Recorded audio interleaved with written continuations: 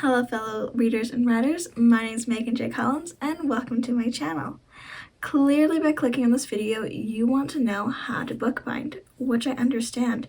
Bookbinding has a very long history, and if you love books half as much as I do, you're going to love it because you're going to learn how books are made and why it's so cool, and how even though we've had books for centuries, the way that we make books has evolved over time. In college, I took a class on how to do bookbinding, and during that class, I learned a lot of very useful skills. Because of that, I'm going to teach you the skills that I learned. That way, you can create a book that you are proud of. I plan to make a lot of videos on bookbinding, teaching you how to do hitch stitch, croptic stitch, French, Japanese, and many more. With that being said, if you would like to be notified whenever I post those videos, you can always subscribe and hit that notification bells. That way you know when I post a video. And while you're doing that, you can always like and comment. I do read all the comments and I always respond. I love hearing you guys, so you can put something down there as well. In this video, I'll show you how to make a single stitch. It can go by several different names like saddle and hitch stitch, just based on how you tie like the knots and the way you direct the string, kind of like how we have food as the general term, but then you have like tomatoes, potatoes, everything which is under that. Single stitch is the category, and then every other thing, hitch stitch, all that stuff, is the types of different things in that category. The single stitches that I will be teaching you will be a loop stitch and a line stitch. I don't know if those are the technical names. That's just what my professor called them and what I call them because that's what they look like. With that said, let's get into the video. To perform bookbinding, you will need some tools. You'll need a wax thread, a bookbinding needle, an awl, 2 binder clips, a pair of scissors, cardstock paper, 6 pieces of normal paper, and you could use a pencil and a bone, but those aren't necessarily required for bookbinding. They just help in certain areas. You also don't need to break the bank to get into the hobby of bookbinding. I personally found my starter kit on Amazon for about $10. I'll put a link to a bookbinding kit on Amazon for $10 that you can use.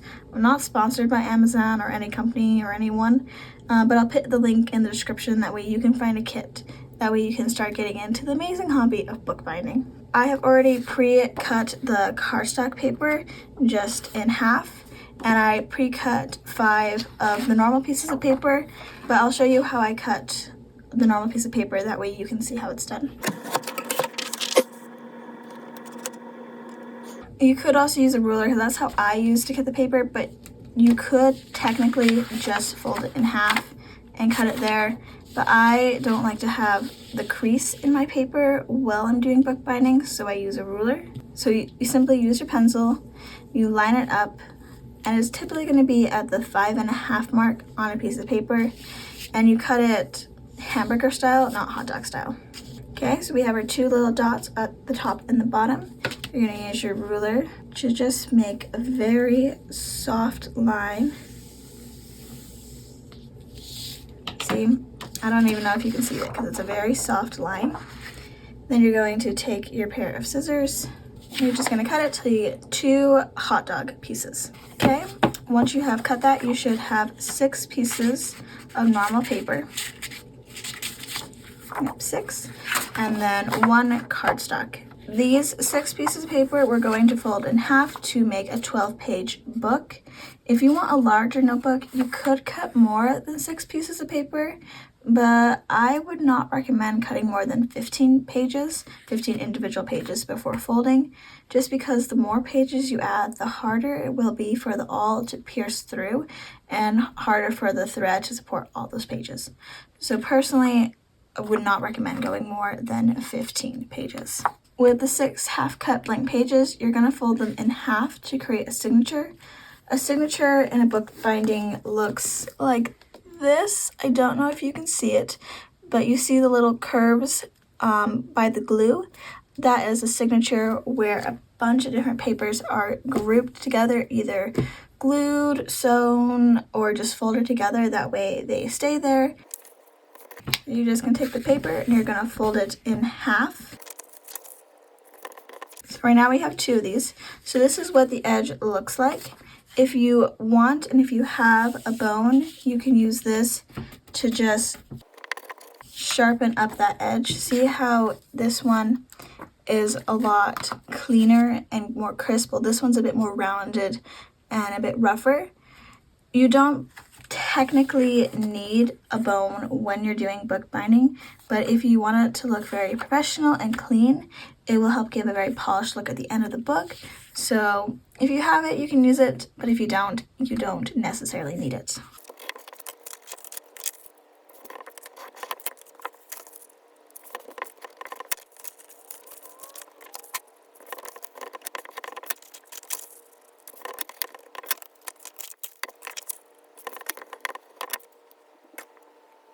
After you fold all your cardstock and your 6 normal pages, you're going to have to decide how many holes you want for your notebook. For me personally, I typically do 1/2 inch from the top and the bottom, and then 1 inch in the middle.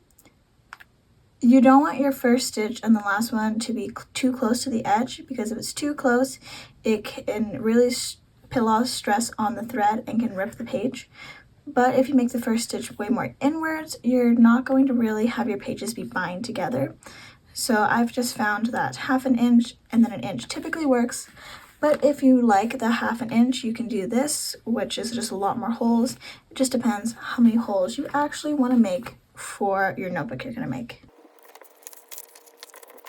So like I said, you're going to line your ruler up at the halfway mark. You're going to take a dot, and the halfway mark and another dot. And then after that, you're going to just do every full-blown inch.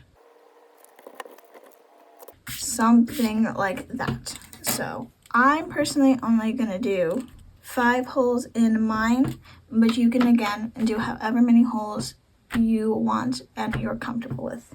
Because you want the holes to be all in the exact same place, I suggest punching them all at the same time. That's why you don't want to have too many pages, because punching through all these pages with the awl can be a little difficult at times. So please do be careful with the awl, because you could possibly get hurt. But as long as you're careful and pay attention, you should be just fine. You know, use common sense. Don't stick your finger where the needle is. You can make as many holes as you want. The least I would suggest is 3, but you could do 2. It's just that if you do only 2, the pages aren't going to be as binded together, which will make it way more loose and possibly easier to break. Typically, I do about 5, 8, somewhere in between there. That way it's still tight, but it's also still flexible, so you can still move the pages, but you don't have to worry about any pages flying away. So how I use the awl is you just go to where your little indent is, make sure your fingers are out of the way, and you just stab through, preferably all the way to the end. Because you want to get your hole to be nice and big, because the bigger it is, the easier it is to have the thread go through it. Because it's only 6 pages, it's very easy to have the awl go through it. But I have done ones before where I think there was 20 pages, and that took a number on my wrist. So don't recommend that, because that can be pretty difficult at times. With all the prepping done, it's time for the actual sewing part. You know, the reason you clicked on this video. When cutting the string, I have found that because you don't want to have too much string or too less string, the way that you can always know how much is you just measure out the book 3 times. The reason why you do it 3 times is when you're sewing, you're bringing the stitch in and out, looping it and stuff. And so you're going to need at least 2 for that, and then your 3rd for all your sewing moments. That way you don't have to worry about not having enough thread to tie it off at the end. Once you have that, you're just going to make a quick little snip. And this should be about the string that you'll need if you're cutting a normal piece of paper in half. When doing bookbinding, it is recommended to use wax thread and not embroidery thread, which is this. You can see that there's no wax on it. There's a bit more fraying, little parts of the thread popping out, while this one is nice, clean, and sleek. The reason why bookbinding uses wax thread is because the wax makes it so slippery. See how my fingers are just slipping right off of it, whereas this one, there's more tension to it. The slipperiness of the wax thread allows us to not have to worry about the rope fraying over time with, opening your book and closing it, because that will put a lot of tension where these holes are on your rope, which can easily fray it over time. With that being said, because of how slippery it is, it does make it harder to make your book be very tight when you're stitching it, and makes it harder to tie knots at the beginning and the end of bookbinding. For that reason, if you don't want a book to last very long and you're still you're just learning how to sew, if you don't know how to stitch very well, I would probably suggest trying just to do embroidery thread, just because it's going to be a lot easier for you to control where it's going until you get the skills to just know how to do it automatically. Plus, if you're making a notebook or a book, that doesn't need to last very long time, because of wax thread, because it doesn't fray, it'll make sure the book lasts even longer. But if, say, you're making a notebook for like a birthday party, like I made an escape room for my birthday party, and I made these little notebooks for my friends to use instead of their phones. I just used embroidery thread because it was only intended to really last one day, so I didn't care about it lasting for a pristine amount of time. Now for the sewing part. So you're going to thread the wax thread through the needle. Typically, the reason why we want a bookbinding needle is because the needle opening is going to be really big, which will allow that wax thread to go through very easily, and it will also help make sure the hole is very open so that the wax thread can easily slide through it. That way, because it's so slippery, if you have a really small needle, you might lose your grip on it, and it will make it harder for it to actually go through all the holes.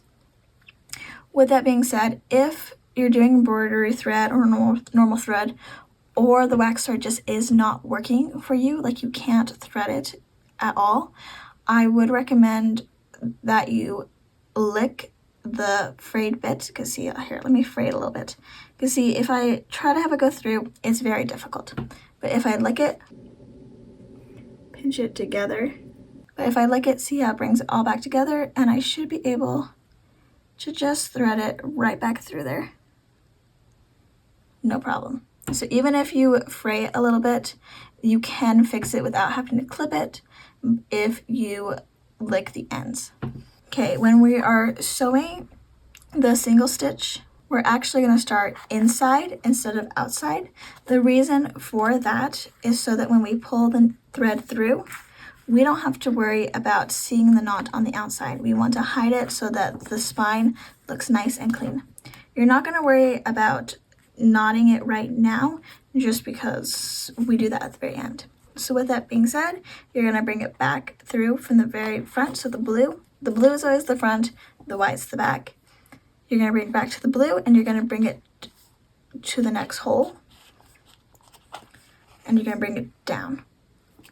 You're going to flip it back over, bring it through the next hole, and thread it all the way through till it looks something like that.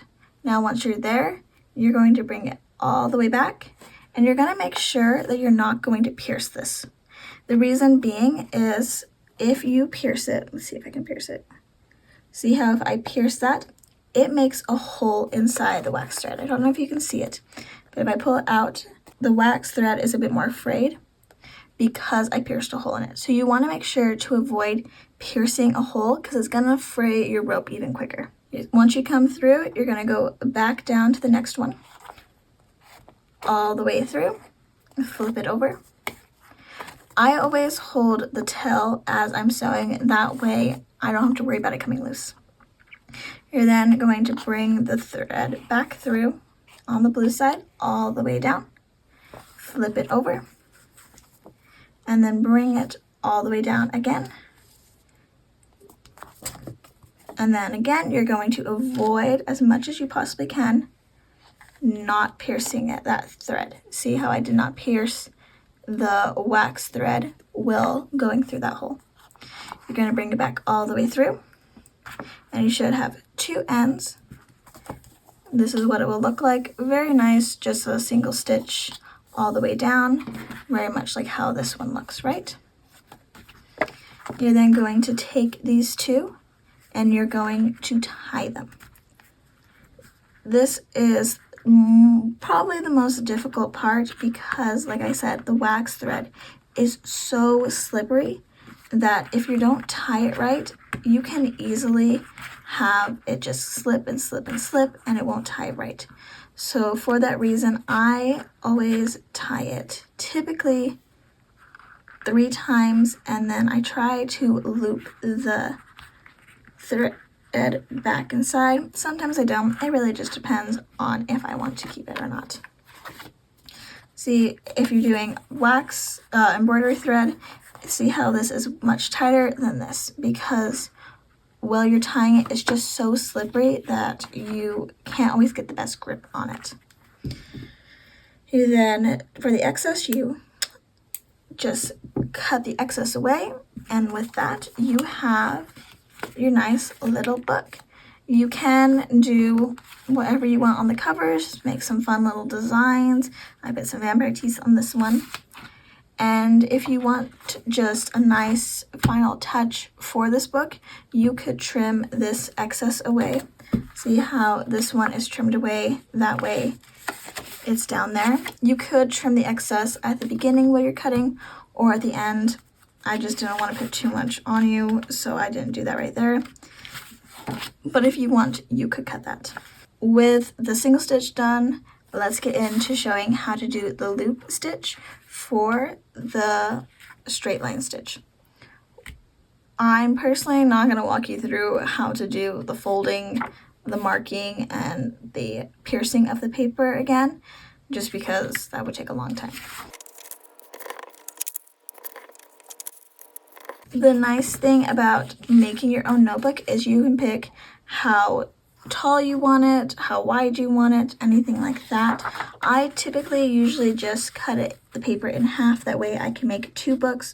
But if you want to have an interesting shaped notebook, say you want to make it be a triangle here, you could do that when you're doing the cutting and folding phase.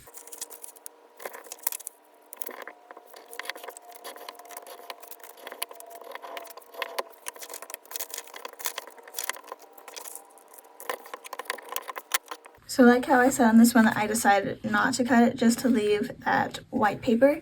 If you did, for say, want to cut that, have it be a nice clean line like this where you can't see the paper over the covering, you could cut that now, or you could cut that even before you fold it. So I'm going to take a bigger pair of scissors because those ones are kind of tiny. And I'm just going to make a cut.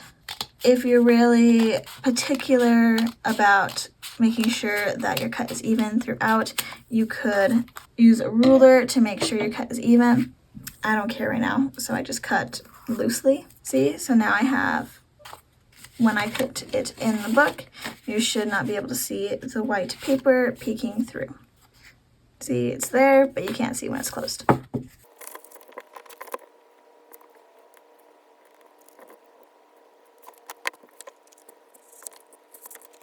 I think I forgot to mention in the first one, but this is where I use the binder clips. I also use it when I'm cutting the paper in half, because I usually cut them just all at the same time. But you use the binder clips here to hold the notebook in place. That way you don't have to worry about it going all over the place while you're using the awl, because like I said, you want to make sure the holes are in the same spot.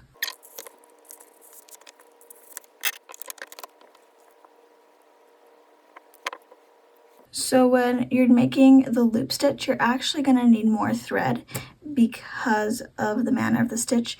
Most of the times you just use 3. For this one you are going to need 4 widths, just because you're using extra wax thread to make this one, because it's more elaborate. It's still very simple. Once you figure out the first stitch, you've got it from there on. See, so my wax is a little bit frayed, so I'm gonna, and it should go through seamlessly.